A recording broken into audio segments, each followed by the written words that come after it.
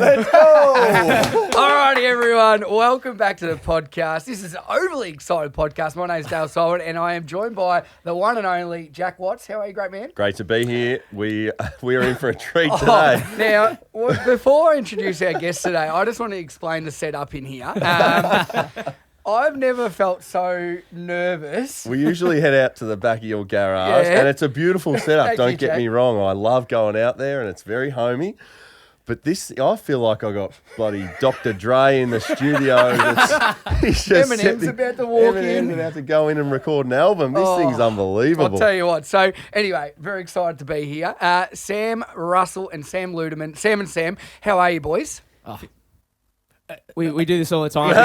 We speak literally at the do. same time and we say the same words. Yeah. I'm feeling great. How are you feeling? I'm feeling great. How are you feeling? Now, well, that's good. Welcome here. Now, we normally start with what gets you excited because we call this the Excited Arena. But I tell you what, I'm going to take that for you because last Friday night, Jack and myself were actually having a beer. We're watching the game. 96,000 people at the home of football, the MCG, and there you two were singing the national anthem. I tell you what, I might have got a bit of a twinkle downstairs because I was getting a little bit aroused. I was that excited. I obviously know you boys very well. Sammy Russell, my cousin Ludes, we all grew up in Shepparton together.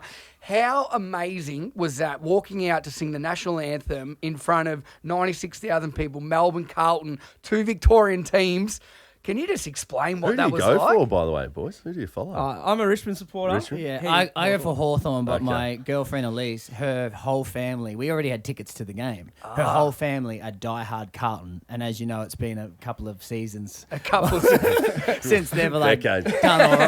done all right. been a while. So yeah, they were just super excited, and I was already going. So then I remember actually telling her, because I'm a bit blasé off the cuff. I'm like, oh yeah, I can come to the game because I'm going to be singing at the game. And she's like, what, you got a gig? I'm like, yeah, I'm doing the anthem. And she's like, what are you talking about? Are you serious? And like she lost her shit. And I was like, yeah. That's And crazy. then it kind of started like that, didn't it? And it was pretty quick. It happened in 4 days. Like you think there'd be super How'd you organised. get the gig? We got this great company. We do a lot of gigs for heaps of agencies. This one company called Solution Entertainment, they get us some good gigs throughout the year, and they just put it out there and said, I need an anthem singer for this date. And we were going to do it the week before, and I'm glad we didn't because it just worked out as a better game. The weather was way better too. Yeah, it was just primo. better in every way. Yeah. And we were kind of busy on one day, but we said we could do the other day. And then they said, we just booked someone in. So they said, can you do this week? And we're like, yeah, we'd love to. And I was like, this is a massive game. And I was already going. Yeah. I was like, yes, I don't have to. 4 days notice, we're like, shit, we better get our asses into gear and make sure we do this well. Yeah. Because we had the idea a few years ago to kind of do this. And we did like a video with the Bendigo Cup over COVID where we'd filmed it properly at their track when they weren't able to have people at the track.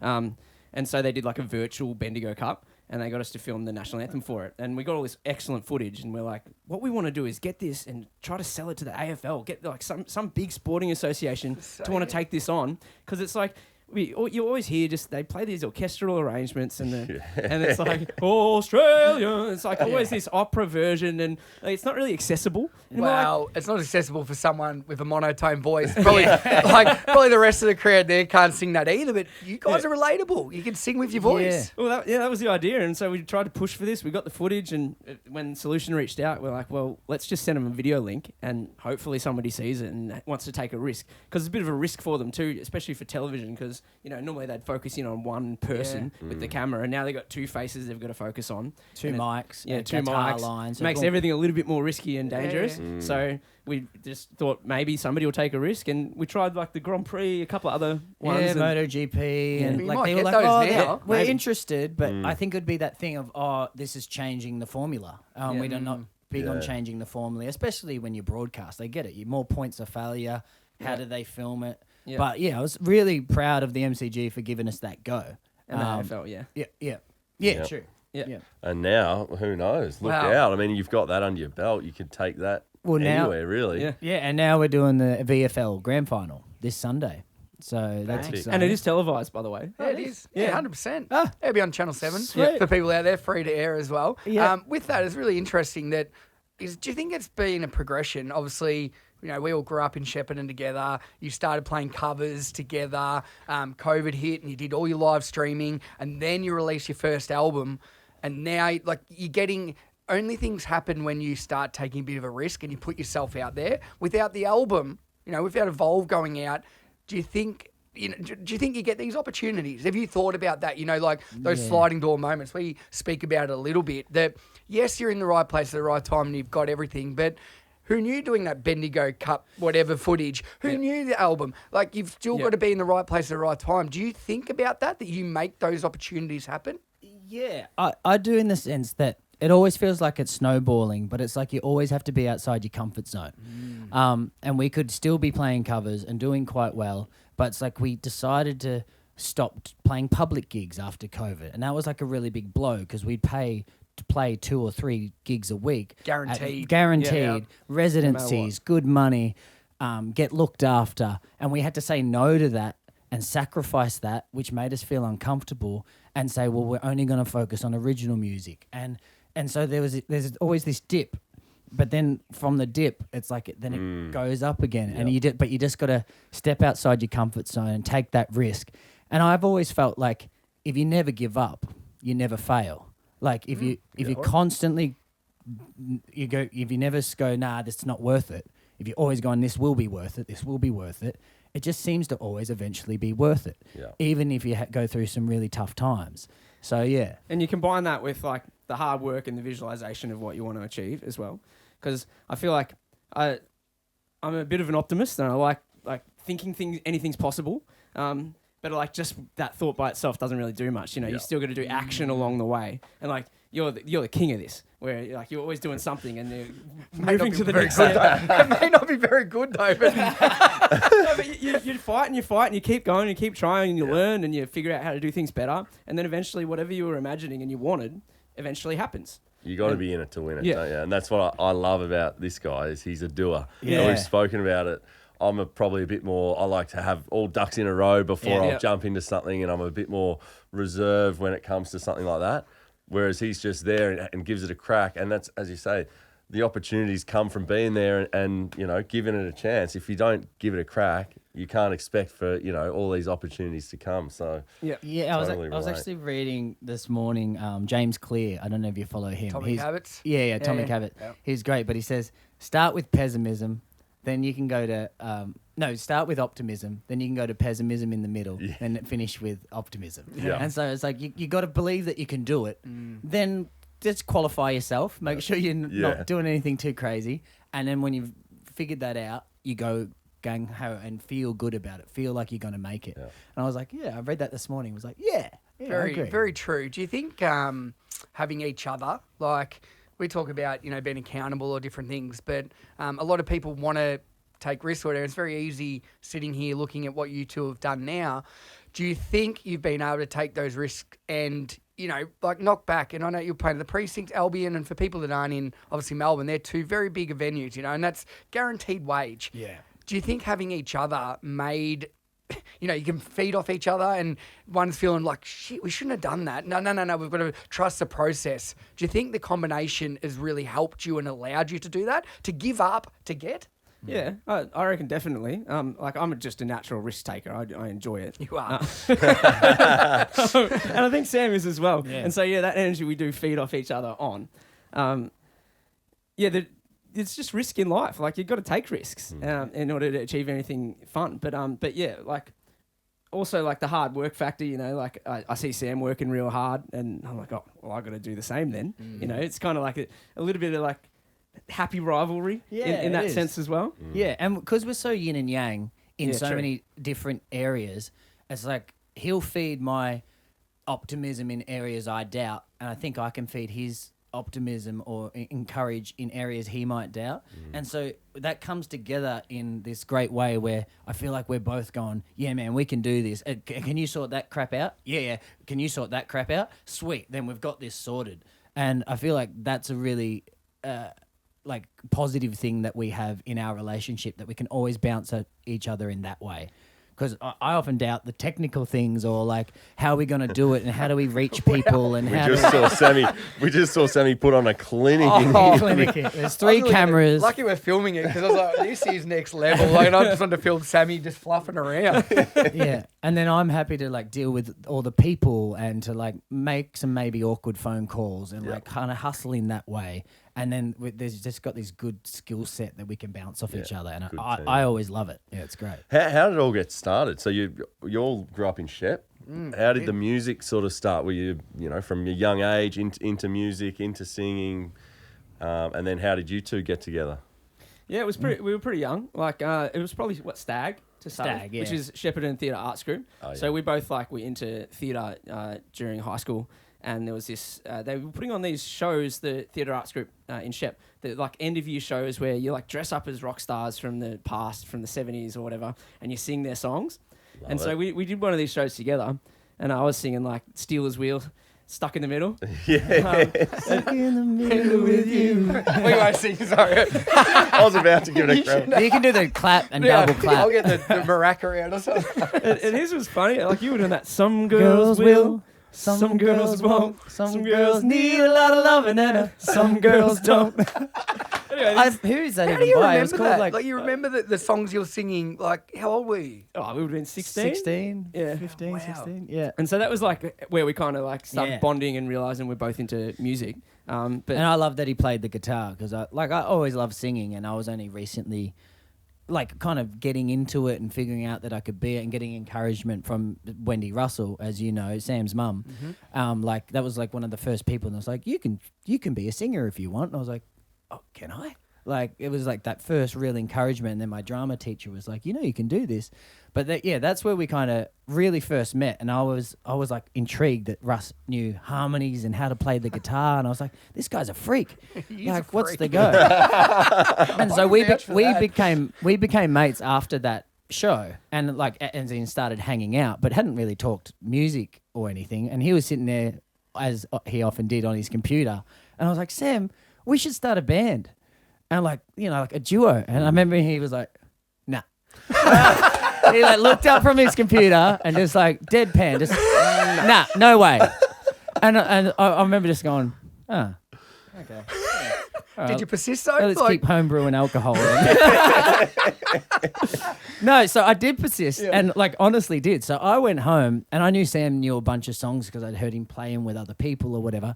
I went away and I think I learnt like K-San off by heart, Summer of 69 off by heart, It's My Life, Bon Jovi off by heart, and like a few other songs, verbatim, word for word.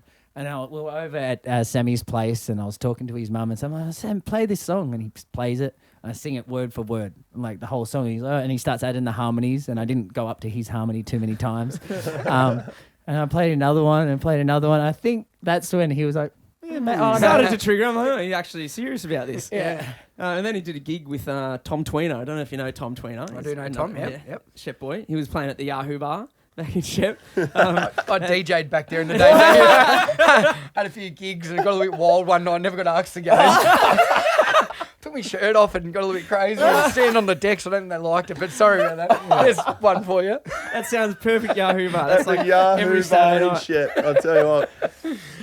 Sorry, Sammy. That's Keep all going, right, mate. but Tommy Tweener was playing there. He wasn't ripping his shirt off or anything. He was just playing acoustically, and he invited Sammy up on stage to sing a song, and he sang this Pete Murray song. I think it was Feeler, was it? Feeler, yeah. And like I watched it, and all the people were cheering, and it was a vibe, and I was like, oh man, I want to do this. And so it kind of changed my A mind. little bit of jealousy. Yeah, Tommy yeah, Tweener just seriously. created a bit of... Yeah, I was like, I've got another duo partner. Yeah. Hey, Tommy, how you going? Yeah. So yeah, from there we just started playing around with some songs and figured out a set list. And first gig was at Flanagan's Irish Bar in Shepparton. Love that. MIDI Yeah. backing tracks. Yeah. So these. He played electric guitar. I didn't even play guitar then. Yeah. And so we're 17 and we got our first gig at Flanagan's because we had to ask Rocky, was it? To ask Yeah, the Rocky manager Pellegrino. whether we could play there for free, mind you. But like 110 people showed up, our friends and family. And we were like, holy crap. And we had MIDI backing tracks, Russ on the electric. And I remember I was actually so nervous because my nan came from Deniliquin. Like all these family members came to like be like, yeah, come on guys. I was so nervous. And I used to do this thing because I started music a bit late, whereas I'd be singing the melody like da da da da da, and Russ would be doing a harmony da da da da da, and I'd start going da da da da da, start singing his part. So then he'd jump back down and start singing the melody, and then I'd jump back down. Then he'd jump back to the harmony. Me everywhere. I was just like tagged. I was just following. And he was just like, stop fucking following. And then you went, stop fucking And so I just remember that night and was like, crazy. And I remember thinking, I forget that flog's name, the manager. Oh, yeah, I can't remember it. Yeah, So, That's probably a good thing. I do remember it, but I'm not going to say Yeah, it. that's probably very wise. I don't care. Because we were like, man, we brought down 110 people. It was a Thursday night. They did amazing over trade, we thought. And we're like, will you give us a gig or would you maybe pay us a little bit? And you're like, nah, no way, boys. He was like, you were good, but you're not worth paying. Yeah. And we were like, but what was awesome, the Full House Saloon Over the road. over the road was like, why is that place so busy on a Thursday night? They popped their head over, and as soon as we finished, they're like, hey guys, would you want to play at our venue on Thursday? And we're still at school. And they're like, I remember it was $350 cash. Yeah, plus all the booze you could drink. And you was underage. And On a we're- Thursday, you got school Friday. And we're underage, school Friday, but I remember I was called the scab at school. Because What, you're bleeding all the time? No, or is no, it- I'd always scab people's money because we mum wouldn't make lunches and I wouldn't make anything, and I'd never get any money for school, so I just used to ask other people for money, and so people would call me the scab. Probably not a nickname you're No, proud of. I've moved past it now, good. which is good. But I just remember then going, who wants a pie? Who wants a coffee scroll? And I felt like Pay it all back. I could finally give back to people because I'd come with I'd bring my $175 cash in my pocket and I just would try to spend it all and be like, yeah, I made it. But there were some good times, Yeah, man. yeah. We used to do 4 sets. We'd sing the first set that we started with because not many people were there then. I'd sing that. We'd sing that again at the end. And so, but we'd start with Summer of '69, K-Sen, all these big rock stars. Russ would sing Viva La Vida. Living La Vida Loca. Ricky Martin.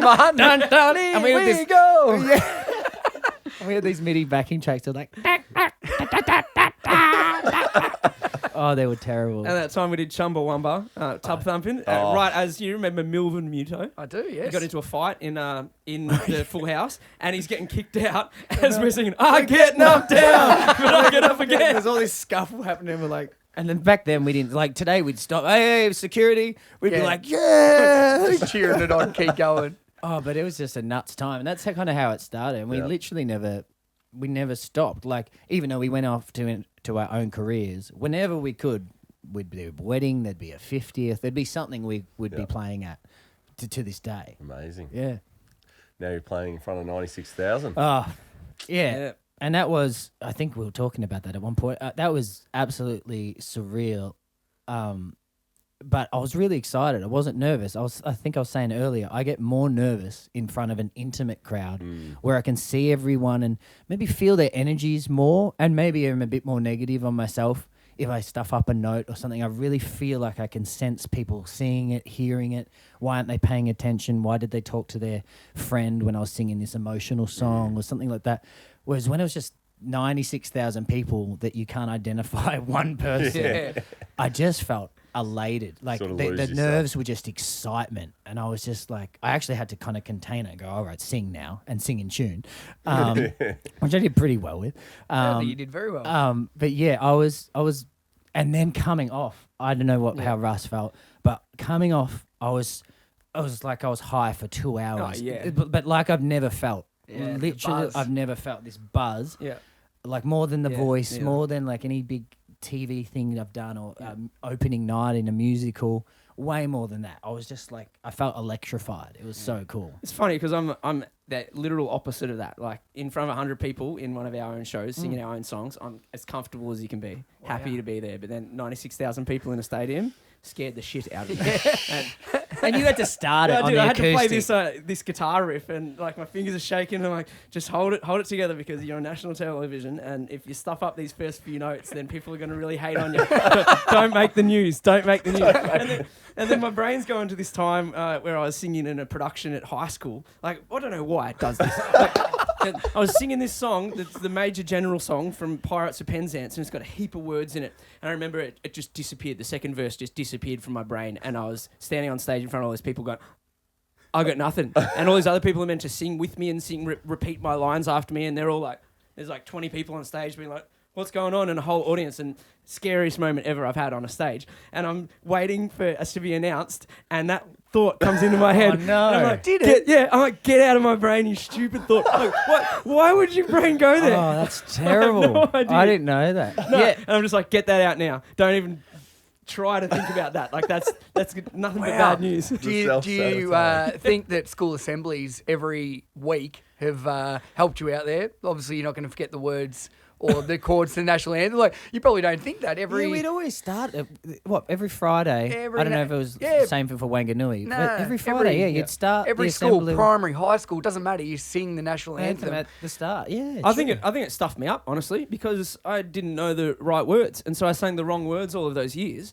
Like a couple of like really small details that are slightly wrong, and so then they're muscle memory from school days. Yes. And then we had to relearn it because like we were looking at the Prime Minister's department official lyrics, and we're like, I don't sing that. Yeah, we had like three little like tiny words. Like I know it's like an S or something, but Or an of instead of ow, or like things like that, where like they're just little things. But because if you stuff it up, and sometimes you're damned if you do and you're damned if you don't. Yeah. Like one of the lyrical changes, it's a literal lyric change by the Department of Cabinet is 1 and 3. Like that is the words now. But for we are one and for we are one and free. It used to be young and free. Okay. It's officially changed by the government, and so we have to do that version. But we still cop hate online for people going, "Get the fucking lyrics right." Yeah, it's young and free. It's but you were great. Russ sent like the official link to the thing and said, "Oh, thanks so much for your feedback. The lyrics actually changed in 1998. Here's the blah, blah, blah, blah." And I was just here's the lyric sheet from the Department of Cabinet. Well done, Russ. I'd be like, piss off. Piss off. But like either way, like if you're saying young and free, then you'd get way more hate from all the other people that know the lyrics are changed. But if you sing it the right way, you still get hate. It's like, what do you really do with that? Well, you could probably relate to that pretty well, I Jack. think you just ignore anyone on social media, the keyboard warriors, give them nothing, Russ. Yeah. Yeah, exactly. It's not worth it. Is that... and it was like 0.001%. It was like negative. So we were so lucky that so many people resonated with our version of the anthem, doing it acoustically, doing it with harmony, and putting it in a key, kind of inadvertently, but finding out later that it's a key that girls could sing and guys could sing, so it was quite accessible to people to sing along to.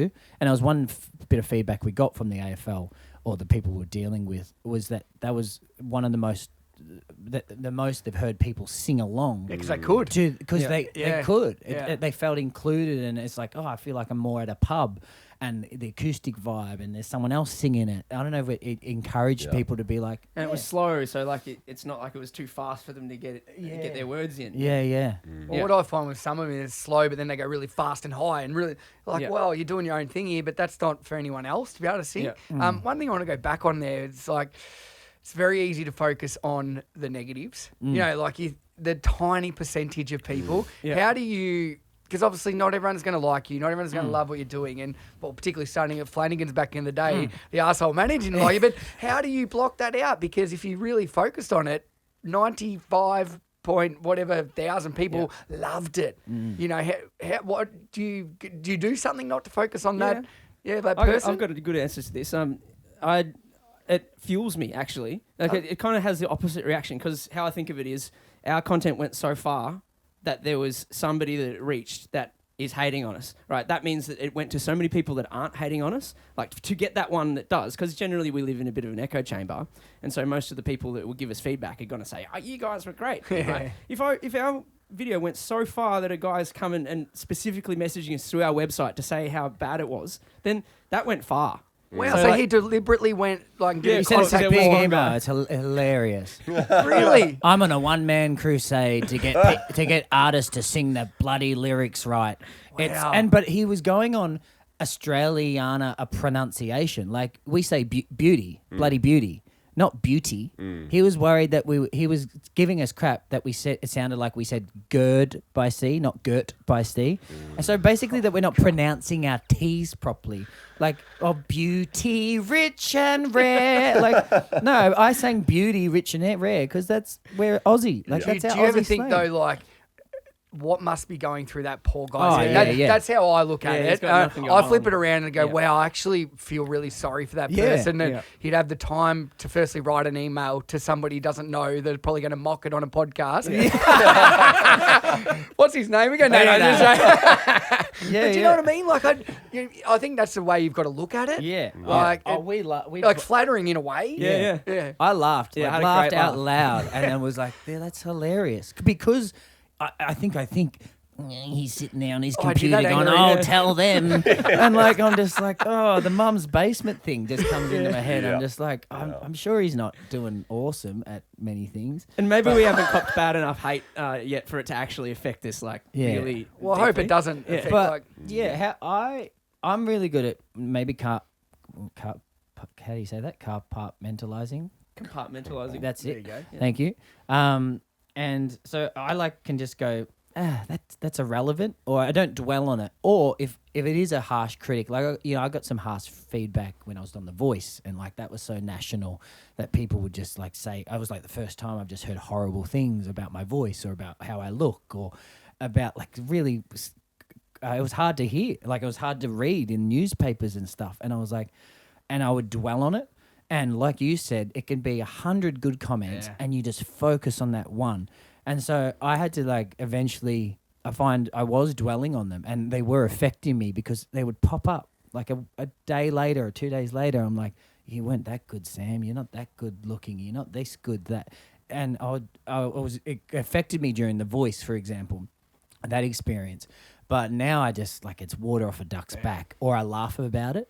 And I'm going to dwell on this a little bit and see if there's some constructive criticism in that I can actually take Learn on. from it. Learn from it. Yep. And then once I have done that, I tell myself to forgive and forget and just kind of move on. I think, like, for me, a big one was, who it's coming from. Like, if it's coming over the internet from someone you've never met who has never met you personally, it was like, just chuck it out the window, But if your best mate or your parents or someone's telling you to change something, or they're not happy with something that you're doing, you probably take that on board a bit more. But when it's, old Joe in his mum's basement, and it's like, you're right, mate. Yeah. Move on. Keep writing your emails, buddy. Exactly. Yeah, focus on where the feedback's coming from.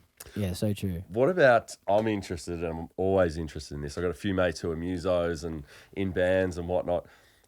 I just love music so much, but I think it's because I've got zero talent in that area.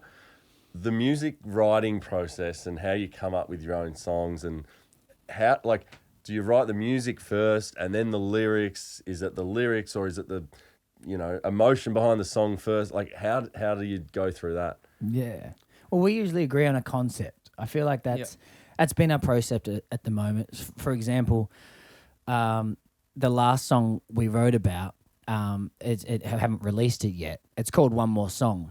And we wanted to write an energetic, fun song. So we kind of figure out, do we want to write something positive, uplifting? And so that's the general vibe. Yep. And then we wanted to write about how people at the end of the night, doesn't matter how well you've done, they want an encore. they want you to sing one more They song. don't want to go home. So we kind of came up with the idea, and like it can deviate really far from that initial idea. But that idea was, okay, energetic feel. So it kind of means it's usually in a major key, and it's usually up tempo, and it's going to have a bit of energy to it. But then just having that phrase, one more song, helped us then kind of structure, write the rest of it, and then transition. And then Russ kind of takes over with the music, don't you? Yeah, I'll generally have like a few chords that I know kind of make a certain feel. It's mainly about feel for me. Like I think nostalgia is one of the things specifically for the song Sam's talking about. We want to generate nostalgia in people for them to think back to their childhood and have happy memories. And this is the thing Ed Sheeran's really good at, like finding chord progressions that sound a certain way that make you think and smile about things that have happened. One of the things I've been curious about is, music, you go to a gig, Jack was saying how much he loves it. I love going to gigs too. I love singing along to the songs. Obviously, when you sing cover bands, like you sing cover songs all the time, everyone knows the words and that's everyone singing with you, which is cool. What was the change like though when you start going and doing your gigs and people start singing your songs to you? Like that, I couldn't imagine, like that's sort of hair sticking up on your neck, like, singing the national anthem, 96,000 people, amazing. You didn't write the national anthem, but you've written your own original work and now people know it and they're singing it back to you. Yeah. Fuck me, that's epic. Like, what was that like? Was it weird at the start? Definitely weird. Yeah. Like, it made me feel awkward. Like, I wouldn't want to watch their mouths because I'm like, oh, you're singing words that I wrote. And I don't know why it made me feel awkward, but definitely that was the first one. And I'm kind of used to it now. It feels good now, like, especially when we go to a covers gig and we get requested to play one of our songs. Like that's an interesting feeling too. Mic drop moment. Yeah. I've made it. And it's starting to happen more often than not now, where we're booked to play a cover gig to still, earn some bread and some crust. And but people come up and go, "Can you sing The River? Can you?" And I'm like, "You want to hear our song?" And then when we play our song, they know all the words. And like they've sat down or they've listened to it enough to know all the words. And it's the best feeling. It's like, I think it was at Penn Hill in one of our first years of touring with our shows where people started to really start to know our words and we'd sung them enough times that like at this one point, this whole crowd was singing The River and my friend, this other song we wrote. And I was just like we've made it. Yeah. I didn't ever think this would happen. And at the start, it did feel weird. It really did. And I thought I'd love it. And I just was like, why does this make me feel uncomfortable? Like slightly. I was just like, how did they actually know this? I can't believe this is real. So yeah, it's absolutely incredible. It's the best feeling ever. That's crazy. Yeah. What can I go back to the musical? So you've played a lead in a musical. Yeah. It's one of my life goals is just to feature in a musical. Like, really? I'm happy to be holding the tree up the back corner. But I just sort of, it's interesting because I've played footy in front of, 70, 80,000. Yeah. I just think the adrenaline, but you sort of almost get used to that when you're in it, you don't. Yeah. But I think like just doing a musical performance, because I love music, I go to them all the time. I always just wish I could be part of the crew. I just think, imagine like that 20 minutes after a show where you're backstage and you're all just the excitement and the adrenaline. Can you tell me is it everything I think it is in my own brain? Yeah, I think it is. It's other than the 8 shows a week. Like you said, you get used to anything you do 8 times a week. Yeah. But I must admit, I barely ever took it for granted. I was constantly fit. It was constantly fun. Like performing when the curtain opens and there's 2,000 people there, 1,500 people there, and all you're having to really do is pretend that it's the first time you've ever done the work before. Like that's the secret, is that you've got to find this essence of this is the first time you've ever done this, because otherwise you start to resent it and hate it a bit. And I did get there, mind you, but I did it for 8 years. And 8 shows a week hurts your body and broke my hip open. So that's why I had to kind of stop. But I think it is everything you think it is. And like especially an opening night or something when it's like your friends and family are there and there's this, you're behind the curtain. And not every show starts like that, but you're behind the curtain and you're hearing the jump. And you're just like, shit, this is all about to happen live for 2 hours, 3 hours live. No mistakes, or if there are mistakes, there's no change in it. Yeah, exactly. It's an amazing rush, and to me it was nearly amazing rush every single time that curtain opened. I didn't ever really feel like I'm over this. Yeah, like, I can't wait to get home. Yeah, I tore my hip socket open, and they were like, you have to stop. Yeah. Like even though I was getting a bit sick of it, and Russ and I had talked about kind of doing music and stuff, but I wasn't sold on it, and then the injury sold me on it. Decided for him. Yeah. Fair enough. And like, so obviously musicals, you were living your dream. Yeah. And for people out there listening, Sammy, you and your brother Joe had a really successful app company. You made some of the best apps around the world. You traveled the world doing it. While you were doing those 2 jobs, do you know what I mean? Like, and you were away from each other, could you ever imagined like, you know, if you kept doing that or whatever, you would have been fine. We had great lives. But do you ever look back and just go, wow, like I could never imagined, you know, you'd be sitting here on such a good podcast. Like, no, sorry, wait. No, but no, could you ever think like that? What was actually possible with your best mate creating an album, traveling around, singing your songs, people singing them back to you on the Red Hot Summer Tour, releasing new music? Like, was that it? Did you ever think about those things or daydream or? I don't know, do you think about those moments? I definitely did. I remember having conversations with Sam on the balcony here, actually. And when he was in a different time, pre the hip injury, when he was like right into musicals. And I remember saying, is that not like the goal? Is that not what you want to do? Like play big festival stages? And I think your priorities were a bit different back then. Yeah. It was like he wanted to do feature films and he's just like, no, I don't see myself in music. And I remember that actually being a bit devastating to me. When I was just like, this is something I want to do. And I want to do it with my friend, but he's got other priorities that he wants to do. And so I think the universe interfered there. And Sammy's just got a little uneven Sammy's on like- the stage there. Just Had a healing plan in one of his shoes. Yeah, just at night time when I was sleeping, just came and stuck me. And for me, it was earlier. Like, even though I went and did musicals, like earlier on, like when Russ was, I remember getting it when we were living in Burwood together. I was really trying to set up the band thing, and like in between musicals can be a long time. Like it's pretty hard to get a contract, and when you get a contract, you're working for 6 months, and then the contract ends, and you're like back to auditions, and maybe it's 6-9 months before you get the next contract. That's tough. And so we were always going back to music, but Russ was so busy with his company. And even though we gigged a fair bit, like I wasn't being able to work with Russ on. It was me driving getting people organised and like trying to set up bands and stuff. yeah, I'd just rock up to the gig and play guitar. Yeah, Yeah, the rest of him. yeah. And he'd be good with the sound stuff, but he was running a super successful company. So for me, it was like during that time a bit earlier. And I was like, oh, Russ is always going to be doing this company, making squillions. Like he's just going to be tied up with this forever. And then so I think I really started to go, well, what do I want to do? That's probably not going to be a thing in this life.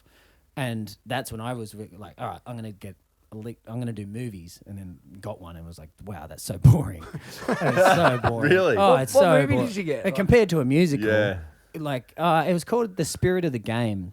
It was a true story about when some Mormon Yankees came over to do missionary work in Australia, and they ended up coaching because they were so good at basketball. They ended up coaching the 1956 Olympic basketball team with Lindsay Lindsay Gaze. Gaze. Lindsay Gaze. I was going to say Lindsay Graham. I'm like, I hate that guy. I follow US politics. I was like, who's Oh, Lindsey he's the Graham? worst. Oh, he's a US senator. Let's I not go hate to him. politics. That's not our jam, mate. Yeah, Lindsay Gaze, and so Andrew Gaze's father. That's crazy. Yeah, and so it was this really cool story, and I played kind of the protagonist. I was the bad guy who hated these Mormon Yankees coming to Australia and like, trying to teach us shit. I'm the best. I was meant to be the best basketballer on the team. Can I Got a jump shot? Or? I am. One thing I'm not good at is soccer and basketball. So you're going to lead in basketball. Every single day I was because I was fairly method at the time, or at least considered myself. Like every single day I was playing basketball. I'm like, I just didn't get better. I was just like, I'm practicing all day, 4 or 5 hours a day. I was down in the hoops, going over my lines, just playing. Going, I'm going to be awesome after this. Nah, not much better. Nothing beats having that experience at a young age, as a kid playing those kind of sports. Yeah. Because I played basketball when I was a kid. I remember you played too, didn't you? Back in the day. But so like watching him like practice, I was just like, it just something about it doesn't look natural. I don't know what it is like. Look right. It's like a I'm not giraffe standing up for the first time. I'm not an amazing basketballer or anything, but I can tell that when somebody else isn't an amazing basketballer. That's what he looked like. And so we had to shoot these scenes, and I'm like, I'm meant to be the best, and I was just like, oh no. But the movie magic, I looked pretty good. Like they're cutting the one moment, I'm like jumping. Real tight shot, so you don't see his feet. Great. They didn't get any of my dribbling.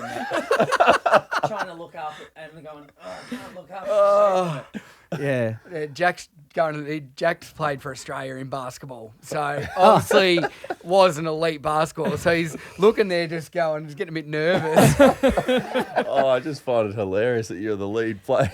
Yeah. Best basketball in this feature film, and you can't dribble the ball. I've really sucked, and it frustrated me because I hung out with this, and now he's in Hollywood. He's absolutely killing it. Aaron Jakubenko, who played the lead Mormon in it, and it was mainly about kind of him, but he was a mate of mine because we did this random opera together. That you left halfway through because he thought it was over, like into because it's so long. It's called Aida. And it was it's such a long opera that I was loving it. It's such a long opera that the first act is like 2 hours. So and it kind of ends on like this climactic moment. And so I remember just thinking, and at the end of it, I'm like, where are you guys? And I'm home. I'm like, how'd you get home already? He goes, it was over. It was over, wasn't it? I go, nah, it's like because it's like a 4-hour opera, and I was actually surprised that you guys came. I got 2 hours of it. Yeah, that was enough. That was enough.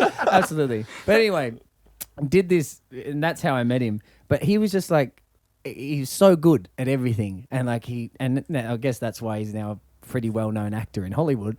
But he just like picked up basketball. I went and played with him because we were meant to be enemies, and like I wanted to try and give him a bit of stick, and he just smashed me, and I was like, damn. It'd be like me getting a lead in some, singing, playing guitar, something, and you have to pick it up and try and do it. Yeah, look convincing. No chance. Yeah, which Bradley Cooper did pretty well in that movie because he had to do that, didn't he? He sung. He sung. I don't know. That if was so good. Yeah, Yeah. great. yeah. It's so sad. Yes, it is. That one with Lady Gaga. Yeah. Star is Born. A pretty funny story about that, actually.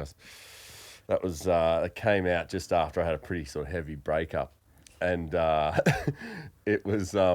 I had no idea what it was about, but me and my mate, who's also into musicals, he was like, "Let's go see it." This is 2 days after I've just had this traumatic, sort of shocking breakup. And I've gone into the movies and I've watched it, and his name is fucking Jack in the movie. And he's struggled with, drugs, alcohol, he's a drug addict, blah, blah, blah. Yeah. And I'm sitting there, and one of my coaches was sitting in the row behind me, so I saw him on the way in. And I was already just, fucked down the dump. Is this when you were at Port Adelaide? It was, must have been that sort of pre-season when all the shit came out, socially, online, everywhere, and... I fucked up with a girlfriend, and she sent some texts out to the world and blah, blah, blah. So it was pretty dark days. Anyway, I've gone into this fucking movie, and I said to I just was sobbing the whole fucking time, like bawling my eyes out. And then at the end, he's this traumatized, like, musician, love, like romantic, but then it doesn't work. And then he's a prick, and then he ends up, fucking killing himself. And I'm just thinking, fucking get me. I said to my mate, before the credits came, I got to go before the lights come on, because I was just fucking bawling my eyes out. Oh, no. But, it was such a triggering movie. But, yeah, it really was. It stuck with me. Bradley Cooper, outstanding. great performance. You saw the end of it too. He was really good. Oh, that's great. So now with that's a good story. Yeah. Jack. Anyway, there we go. A dark day that you would just move on from. Yeah, great movie though. Great movie. I've watched it since, and I've got through it with a few tears. Is with writing music now that you've done that first album, obviously once you repetition, you do something, it gets easier. Like, you enjoying it more because now you know your flow. Do you find people don't start something because it is hard? You don't know the flow, you don't know how to do it or the process, but have you found now the only way is by doing it, and now you're enjoying the process more because you've figured it out? Well, for you two anyway. Yeah, well, we've taken a bit of a, like, after writing the album and focusing on that for so long, we kind of needed a bit of a break. Yep. And so we've had that break, and we wrote that new song pretty quick and pretty easy. So now it's just deciding when to really do the next creative thing, if you know what I mean. Like, let's write. This week, let's get a song done. So it's more like the goal setting of writing the next songs, but the songs feel like they come pretty easy. Yeah, the and we've writing process itself. Yeah, we've got heaps of ideas, but now it's like, now I feel like we've had it. Like, we needed a bit of a break. Yeah, because it was pretty intense. Like, we were in the studio every day for months on end, and just like constant, just recording Every day. Yeah, Yeah. and then the release as well, and producing the film clips and all the marketing and like financially too, spent a lot of money on pushing it out and marketing it. So like just all of that mayhem just to have it calm down for a bit. And it's off the back of 2.5 years streaming without missing a Friday or Saturday and moving, fighting, and like I think we're just a bit burnt out. Yes. And then we're just so I was kind of so proud. I'm like, yes, like, you know, tick off that kind of bucket list thing. But then just go, you know what? Let's just chill, enjoy it for a recollect it, while. and I think it's going to help us write better songs. Yeah. We just need to go, what's our new outlook? And we're loving this new, more positive, because that was the other thing. The album, I don't love listening to it because it's a bit darker than I would usually think that I want to write, because the time was dark and the emotions were fairly dark. And so it's a lot deeper than I probably want to write right now. So now we're writing these new ones. I'm like, I can't wait to sing that. Yeah, they're just I happy can't wait anthems. to sing that. Wow. Yeah. Isn't that interesting? Yeah, because certain songs, like, for example, this song that we wrote about kind of a mate that I lost through COVID, and like a lot of other situational stuff. Lost a too. friendship, he didn't die. Yeah, lost a mate through COVID in terms of just our friendship because of difference of opinions about something. Every time I sing that song, I can't not think about him and connect with that and miss him and love him still, and so it's nearly painful to sing all the time, and so that's why we kind of were like, want to write some happy stuff. Yeah. Well, I suppose you're in a better place now. Yeah. Like that. Yeah, And that definitely helps. Yeah, it was healing. Yeah, because like two of the songs that I sing on the album are breakup songs about ex-girlfriends, and so it's like getting a lot of that negative emotion out and like having it printed on a record where you can like put it to bed. You know, it was kind of like finishing that off for me and healing in a way. And so once all that was done with all those emotions, it's like, right, now I'm kind of I'm content, I'm happy, I want to write happy songs. And also with things like the Red Hot Summer coming up, like we want to write anthems where everybody just wants to jump, like summer anthems, you know, and that's a fun thing to do because it made us realize what we like in performing when we do perform to crowds. It's not necessarily playing these emotional songs that people shed a tear for. It's like what we're known for and what people love is to come and see us and lose their minds and dance and jump and sing along and have fun.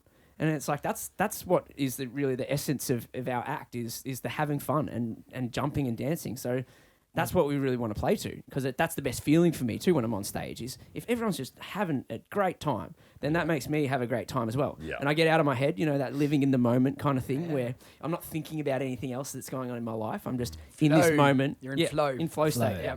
Just enjoying the moment. Yeah, it's the best state. Yeah. Best state. What about, I guess I've just watched Daisy Jones and the Sixers we were talking about, and, you know, all the old school sort of bands and whatnot, and the Beatles. I love the Beatles, and they all took a little bit of inspiration at times from, you know, who knows what, the LSD, the drugs.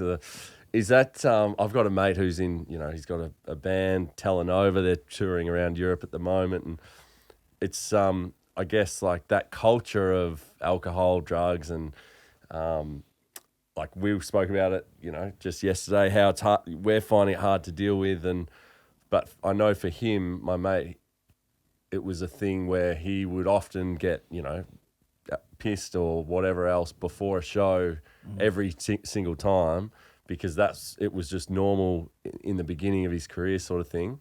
And then now he's not drinking at all before shows, and then sort of setting himself some boundaries because it sort of can get away from you a little bit. But is that a thing? And is there any inspiration you can get from it? Because I know, like, I don't know, psychedelics and all the rest of it, like that could actually open your mind, can't it? Make you more creative and help that creative process.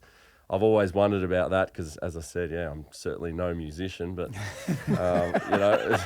No, it definitely goes hand in hand, or it's mainly the alcohol. In the industry. Yeah, in the industry. Weed's obviously huge. Like, it's just that thespian artist lifestyle that seems to be fairly drawn to substances that maybe open you up and get you out of your mind, or cover you up and like try to hide your craziness. Yep. So the alcohol, like I drink at every gig. I really struggle to not drink at every gig. And mind you, we don't get blind heaps, anymore. Yeah. But I feel nervous I guess in probably in a bad way, if I don't have 2 vodkas before I go on stage. Yeah. Yeah, it just calms the nerves a little bit, opens up the voice, and you can actually sing a bit better after a couple. Yeah. Like, you go more than a couple and it starts going downhill. Yeah. Which I'm sure you've done before. Oh, yeah. Learned the hard way. But just that Dutch courage. Isn't that interesting though? Like I mean, even for me, going to a gig, like I'm going to see Jed at the Forum tonight, Yep. and it's like I'm trying not to drink at the moment, but it's like I know that I'm going to feel awkward going to a gig and all my mates are going to have a few beers and I'm going to sit there and go, oh no, I'm all right, and then it's like you just don't let yourself go as much. No, you don't. Like the social anxiety really ramps up because you're like, it just relax, because it does relax you to a certain degree. But then it's like, how do you stop? When do you stop? Yeah.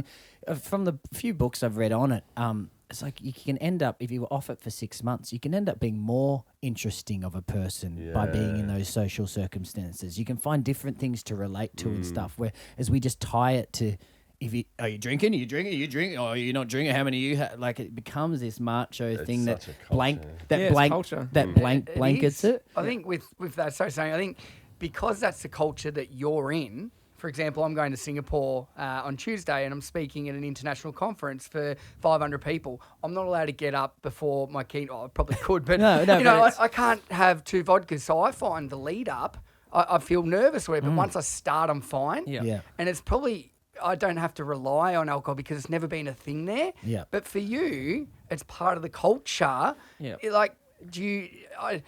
That's just the normal thing. It totally. Yeah, isn't it weird? Because everyone's performing, but it's accepted there. Yeah, but the It's environment. totally accepted. It's encouraged. Like Yeah. as part of like when you're booking a gig, Yeah, you'll say once you're here's our the rider. Here's our cost Really? to play, but then here's our hospitality rider, which ours has a bottle of vodka on it. It has a bottle of champagne, fresh cut lime, like all this stuff, and they supply it. Blue It's like, M&Ms? What No. other job?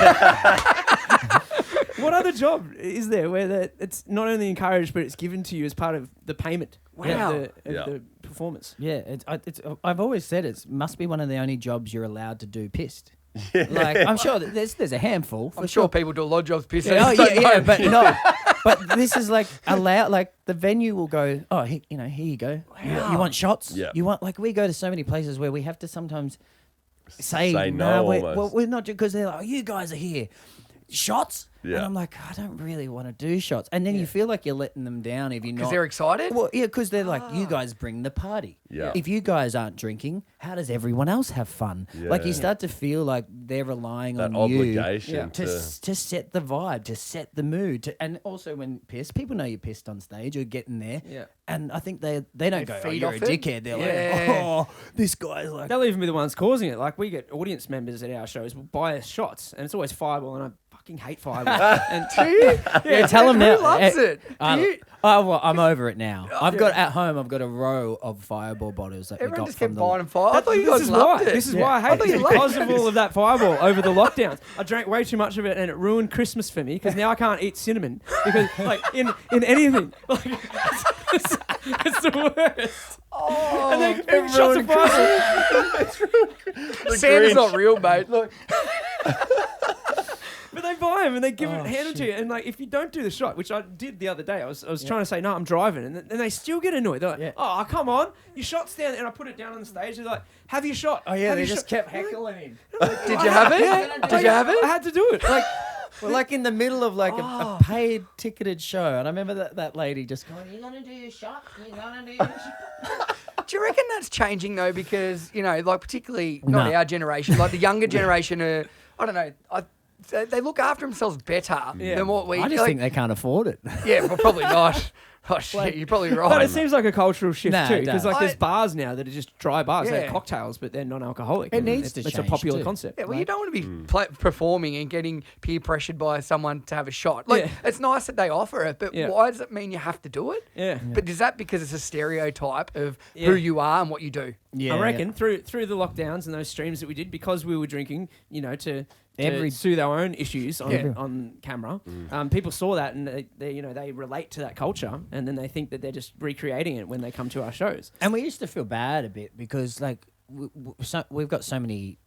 We always thought, you always want people exactly our age, girls are our fans. Like we've got all 37-year-old fans that are all female. That's like in your head. It's like whatever age you are plus female, if you're the opposite sex, generally is like kind of what you imagine your fans. We've got 65-year-olds. We've got, because the internet is so accessible and those live streams are so accessible, we've got so many families that follow us, and so many families come to our show. And like, I remember we started having like a little bit of a conundrum, just going, we're just getting tanked in front of these kids, and they're just going to be like, Sam and Sam do it. Yeah, like, it's just normal. You just kind of normalising it feel, for them. you feel like it's Wow. just like already normalising it for these 6-year-olds, 7-year-olds that we're signing the T-shirts of. Going, Yeah. and yeah, I just kind of felt bad, but tried to stop, couldn't. Gave up. It lasted a week. Gave I up was for like, 4 days on the vapes. yeah. But going back, because I love drugs in the sense of talking about them. But the psychedelics, I've never like. I love psychedelics, and I feel like they can open you up emotionally, but it's never like kind of hit me that I should write a song after it. It's more that I think about themes that I would never think about, and think about ideas. And like I tried DMT, and like it just felt like it opened up this cavity in my brain. And I feel like the song eventually comes through opening what I feel like is my soul or my heart more. I feel like then I can be more accessible to reach down into the barrel and grab some different ideas for songs. You've got a bit more to a bit more use depth because you. Yeah, I've experienced more in my mind, at least. Yeah. I've experienced more that I can reach down into the depths and like pull some things out. And so I feel like it can be really good for artists. And you know, like so many artists do it. I haven't done LSD. Like some bands write the whole album. Yeah. And like we were smoking a fair bit of weed recording the Evolve album. So like weed helped us. Well, I guess it helped us. Well, you got a good album. It's a good album. Like, we would like even sometimes smoke, mainly when you're listening back to it and like trying to come up with creative ideas. Yeah. It really did help, because it's like you can sit there for hours and still enjoy the same thing. Yeah. And kind of really flesh it out and go, yeah, I'm happy with that. Yeah. Start to hear things that you didn't hear before, like Yeah. the deep, subtle details. Yeah. Yeah. And it's like, so I found weed quite creative in that way. Yeah. It's just like anything, it's easy to do every day. Yeah, it can be Yeah. destructive. Yeah, on yeah. the flip side of it. Yeah. It'd be interesting, like if you know, I'm sure people have gotten used to that, and that's how they did it always. And then it's like, oh, I'm going to try and get away from that, and then trying to go and write a song or an album when your whole life you've done it that way, it would be fucking difficult, I'd imagine. Like, Yeah. Yeah, really hard. Well, that's why I still struggle not to drink yeah, before a gig. Yeah. And I Yeah, guess same. eventually I'll have to, unless it's been like, I've been on a health kick or I'm doing some diet, I'm doing dry July. Like I can usually manage yeah, because I'm like, yeah, I'm looking after myself. Yeah, but you've just got in that. general, Yeah, I and just then really I struggle. feel it noticeably changes my performance too, which is annoying because I want to give as much energy as I would when I've had a few drinks, but it doesn't happen. Like Yeah. the words don't flow as well. You don't have it, the shtick and the jokes and stuff. They don't like come to me as easily. Really? Yeah. and that's But you- the hard. like, why? Like, Well, I think it's almost like. But mind what- you, it's 2 drinks. And, you know, and it like it's yeah, known. I'm not saying no, I'm not saying I have a problem or anything. I just Well, I think, like, I mean, I know personally for me, it's like socially, if I go out, like, as you said before, you know, you're the ones that bring the party, and like, I know that I'm that person to so many of my mates and so many people in my circles, and if I go out somewhere sober compared to if I'm having a, you know, it's completely different. Like, how I'm going to act and what I'm Yeah. going to do is completely different. Yeah. And so it's difficult to, you know, to avoid it or to be that same person when you're sober. It's like you actually have to change your whole environment and your life when you're in that, which you sort of have to give up that part of your life if Yeah. I'm not drinking. Really. Accept that you'll be a different kind of human. Exactly. And what's hard is your friends are actually, they're used to you being a certain character. And when you change that, it starts to affect their ego that you're not, I find sometimes your friends can be the ones that are like, this isn't you. Yeah. And it's like, well, no, I'm being who I I'm trying to change. But you're not liking it. It's affecting you that I'm not the same person anymore. And it's usually like something to do with their ego. And they're like, and that's why they will usually encourage, no, come on, mate, don't be a pussy. Yeah. Like, make sure you have a drink and stuff. Yeah. Because they feel uncomfortable because you're changing. And deep down, they usually probably want to change as well. Yeah. And they're struggling to do it. Yeah. Yeah. Yeah. I think that's anything in life that if you want change, but it's affecting somebody else, normally it's not you. Yeah. Normally Yeah. it's an underlying thing that they haven't dealt with. Yeah. And that's bringing that emotion out in them. Yeah. And then instead of dealing with it, they'll push it onto you. Yeah, yeah. Yeah, it's a hard thing to, particularly in your industry, finding that balance. So, and I think you should never judge. We speak about this a lot. Like, if you need to do that for you and you're still the person you are and you can get out there and do that, fine. Then everybody's different. And your real friends are there no matter what, aren't they? Yeah. No matter where you're at. Or Yeah. Yeah. Yeah.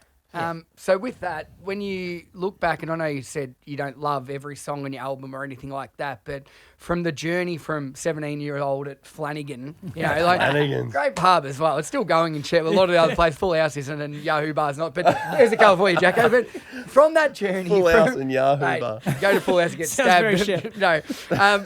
From that journey and everything you've done, you've gone off in different careers, musical apps, all these different things, but then come back and where you are now. And obviously this summer, Red Hot Summer Tour, like, it's going to be epic. I can't wait for Mornington. I'll be there. Oh, I'll be a big sick. fangirl Sick. moment. I'd look a couple of tickets. Bring Thanks, me along. Jago. Bring me along. We'll sort those out. But what are you most proud of? Like, firstly, is it stay friends?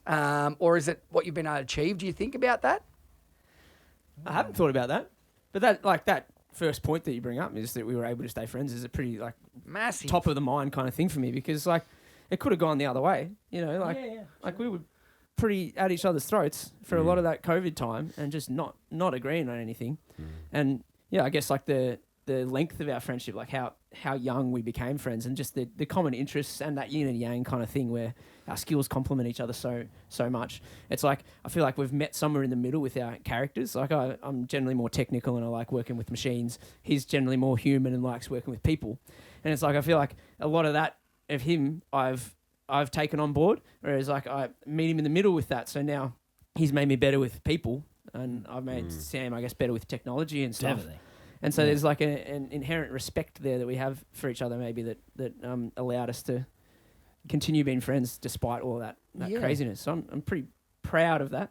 Yeah. So you should be. And I guess, I hadn't thought about it much until you asked the question. But it'd be, that we're still mates and we can still relate. Like, I was worried about, it was probably when we were fighting, that I would rather be friends, because when we've written down our principles, I'd rather be friends over business partners. Yeah. And so if this wasn't working and I knew it was going to ruin our friendship, and I've kind of had that before and I really don't like it, I kind of knew, happy to walk away from this music thing, and because I've always been happy doing different things and multiple things, because our friendship's more important. But then when we wrote the album and kind of felt like we had some good news after that crazy time, where it was for a while it was feeling like just bad news, and that it was potentially costing us our friendship. I was just like, how is this worth it? So there was at points where I was like, this isn't worth it. What if we lose our friendship and we don't kind of make it? You know what I mean? Yeah. And so when we finally, I think, started, still persevering and getting and enjoying that writing process, I started really seeing the hope. Feeling the hope again and going, okay, no, maybe we can resolve this and sort this out. And then after we released the album, and then of course Red Hot Summer, and it felt like these opportunities started coming in, and we're finally getting rewarded for this hard work and this kind of sacrifice of our friendship that we did by continuing to do these streams every single week, instead of we probably should have just gone, let's take a month off and let's not live in each other's pockets and stress about them. So I was worried, and now I am proud that we figured it out and we did persevere, of course, because right now if we hadn't, I'd probably be like, what if? Yeah, you don't want to live like that, do you? You don't want what ifs, and I think so. You should always try to persevere until you explore it enough to go, I know if. I'm also proud of what we did do over those live streams for the community. It was a bit of delayed gratification for us, isn't it? I didn't really know the effect that it had on people until we got out of COVID and we could go and do shows live. And there's endless stream of people that come up to us and say literally this exact line. You saved us during COVID. Your Friday and Saturday nights, you saved us. I don't know what we would have done if you didn't do those streams. Like, we didn't know that it had that much impact. Like, we thought, maybe we're doing a good thing for the community. But, like, people, like, it still happens. Heartfelt, like, thank yous to us for doing that. And it'll be what they're looking forward to for the whole week. They're grinding through, you know. Yeah, and because we were in the moment and kind of in ways not enjoying it at times, like, we had no idea that people were feeling like that, and like some people saying you saved my life, and you feel like they're meaning it, and you're thinking, how? We were just singing some tunes, like, and we didn't realize at all how much it was connecting and helping people, and that I'm really proud of that too, because it still happens to this day. Every single gig, someone will come up and say, "You saved us through COVID. I just want to thank you guys so much," and it just always feels heartfelt and. Like, I'm kind of not sick of hearing it. Yeah. Like, I'm just like, wow. And like, part of it maybe was accidental in how we formatted the show, in that, like, we never ever talked about politics. That was an issue that everybody else was dealing with at every other moment of the day. Right? This was the 2 hours in those 2 days where you didn't talk about politics, where you just catch up with people and talk with them online and listen to some tunes that you'd normally go to a pub and listen to while you have a couple of beers. And just have some enjoyment time. I think like that ended up serving us really well. That there was just no politics, never mentioned. And any time that anyone on the stream did comment about politics, they would just get shouted down by the crowd. But like, it was good because it didn't start a fight on the drama or on the politics of it, or on COVID, of course. And it just, people just be like, no, we don't do that here. No. And all our fans just kind of knew the score. It's like, we just want to sing for 2 hours and bring the pub to your living room and just be positive. And it's like everyone went, all right, I get you. And so they'd be like, shut up, go away. Yeah. And also we could just block people. Deleted. See you later. But proud of all the work we did, even at the cost now, because we sorted it out and persevered. Yeah. It is I mean, I run a business with two of my good mates, and it's funny how, you know, you sort of, in the beginning you think, oh, they're my best mates. Like, nothing they could do is gonna, you know. But business is a funny thing, and if you're doing, you know, this amount of work, and he sees you, oh, you're not quite doing the same, and then and then you have different ownership, and that's how, you know, and it's just like, and as you said, especially when you're not getting that reward, it's all exaggerated. Yeah. If you're not getting the good news, if business isn't going well, then it's like, well, what are you doing? You know.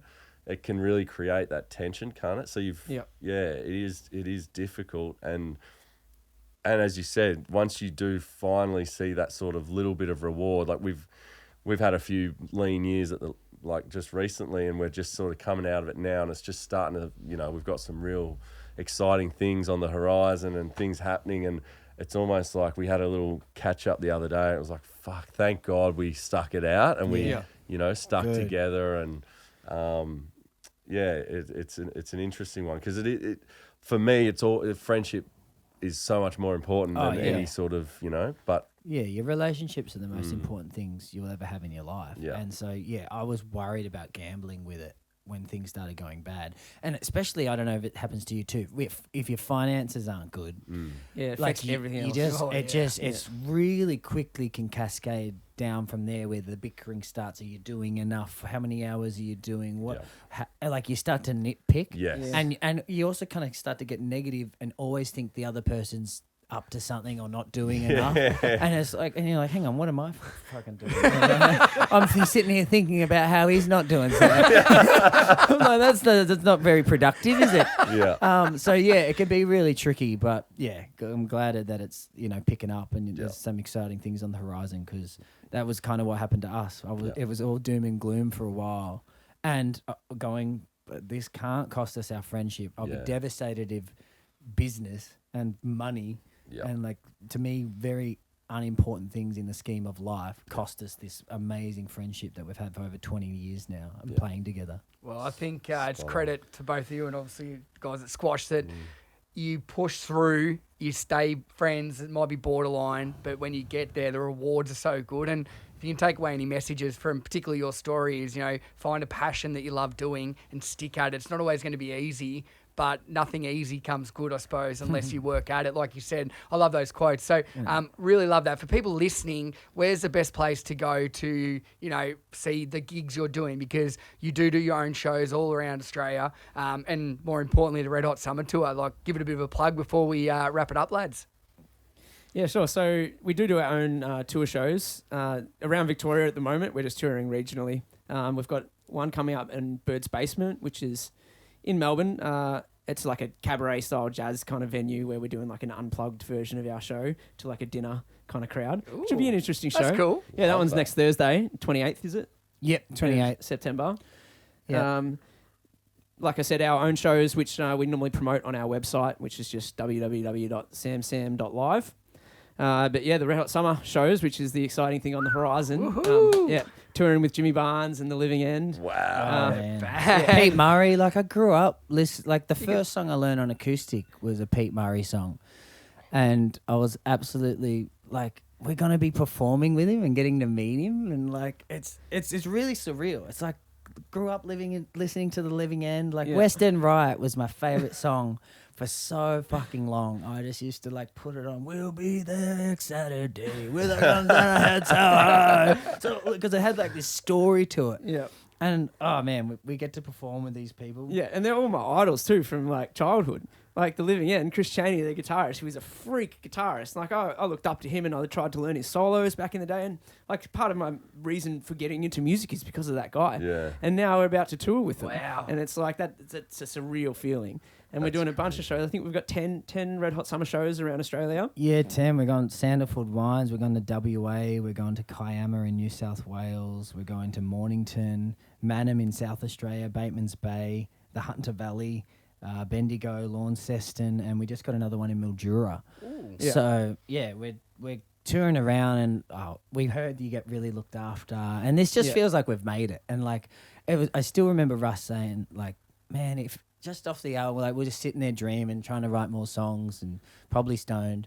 And he was just like, man, if we just got something like the Red Hot Summer. And I just remember clear as day. He's like, something like that. Like, that's what we need, because that we love performing live. That's, our real shtick. It's like, and if they like our songs, if they like the album enough to give us that opportunity, I think that could be the real catalyst, the real snowball for us. And it feels like that dream has now become a reality. We can't wait to start them. Yeah. And, I'm a bit nervous about that, obviously. Like, you're performing with some of the Australian legends of music. And so pretty nervous, but can't wait. And we've got a 30-minute set, and we've got to really impress in those 30 minutes. So it's like you've got to choose your songs well. You've got to figure it all out ahead of time and just know that you're going to deliver this amazing performance and hopefully impress some of those childhood idols. Whilst Jimmy just sits back watching and he's having a beer watching you boys go to work. That'll be amazing. Well, I think you boys have made it. And thanks so much for being on the show. I know hearing your stories, and we don't call it vulnerable anymore, we just call it being open. I think sharing the highs and lows, people see your streams, they didn't see how hard it was or what it was actually doing to you on the other side. And I think it's a great lesson that people see what they want to see, but actually sharing that today, and to get something in life, it's not easy, and you've got to push through it. So congratulations on the album, but we look forward to being there in Mornington with you, and thanks for being in this epic studio. It's been bloody amazing. No really worries. appreciate it, boys. No worries. Thanks for having us. It was a great chat.